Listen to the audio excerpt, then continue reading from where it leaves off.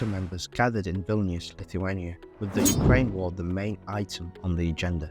But after the first day, divisions are abound. Ukraine President Volodymyr Zelensky criticised NATO in a tweet for delays in making Ukraine a member, whilst UK Defence Secretary Ben Wallace hit back saying people want to see gratitude from Ukraine in relation to Western aid. The British Defence Secretary confirmed he told the Ukraine government last year that we're not Amazon after a weapons request. NATO consists of nations many consider warmongers who have been selling arms and equipment to dictators around the world. All of this takes place with NATO's mission and doctrine struggling for definition since the end of the Cold War. The US sees NATO as an extension of its army, whilst Europe views NATO as her bodyguard she gets in the cheap. As the US tries to expand NATO's role in Asia, Australia's former Prime Minister Paul Keating labelled the head of NATO a supreme fool for his push to increase the alliance's ties with Asia in an attempt to contain China. NATO, rather being a united Western alliance, is looking more like a divided house.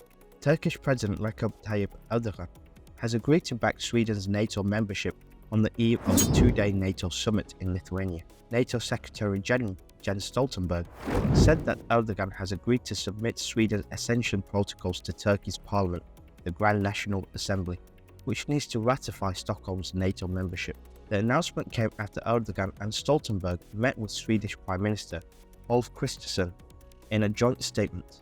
The leaders noted the efforts Sweden has taken to placate Turkey since last year's NATO summit in Madrid. Turkey's main gripe with Sweden is its alleged support for the PKK. The statement said Sweden has amended its constitution, changed its laws, significantly expanded its counter-terrorism cooperation against the PKK. Recently, Erdogan highlighted the Swedish government's approval of the burning of the Quran under the guise of free speech, but Erdogan abandoned this at the last moment. Numerous high-ranking Russian military officials have been detained for questioning, suspended from duty, or fired following the Wagner's mutiny. Now Major General Ivan Popov, commander of Russia's 58th Combined Arms Army, said he was fired for telling the truth about Russian casualties to General Staff Chief General Valery Gerasimov during a briefing.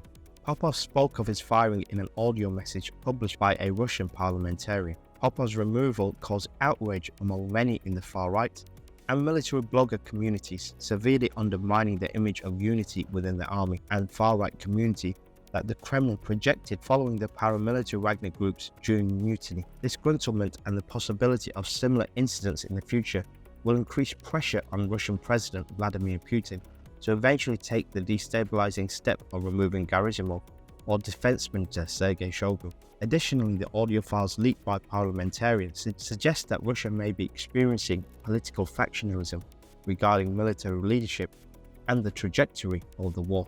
Pakistan's Prime Minister Shehbaz Sharif said the current government will end its tenure on August the 14th upon completion of the National Assembly's 5-year term, paving the way for a caretaker government and timely elections. Sharif added that Pakistan's Election Commission would be responsible for announcing the exact date of the elections, which are due around October or November. The announcement suggests the government intends to hold timely elections under a neutral caretaker government.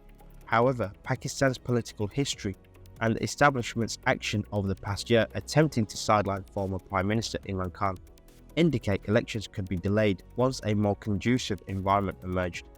Sharif's announcement comes amid months of speculation that the government may delay elections given the country's dire economic conditions and the strong popularity of Khan and the PTI.